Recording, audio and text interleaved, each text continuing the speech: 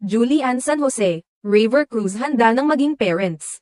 Ang magkasintahang sina Julian San Jose at Raver Cruz ay patuloy na nagpapakita ng kanilang matibay na relasyon sa kabila ng mga tanong ukol sa kanilang plano sa kasal. Sa mga panayam, madalas nilang ipahayag na napag-uusapan na nila ang tungkol sa kasal, ngunit hindi pa nila ito binibigyan ng tiyak na petsa.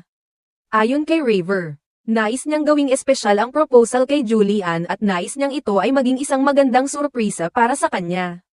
Yan ang laging tanong sa amin. Pero syempre doon din naman talaga papunta. Wedding plans, na pag-uusapan namin, pero syempre gusto ko na ma-surprise pa rin siya, kahit na sinasagot ko ito sa inyo. Ang importante pa rin ay wala siyang matunugan kung kailan mangyayari. Malalaman din naman ng lahat. At saka syempre, yang mga ganiyang plano. Sinisimulan yan sa mga magulang niya, sabi ni Raver. Si Julian naman ay nagsabi na siya ay nagdarasal na maging handa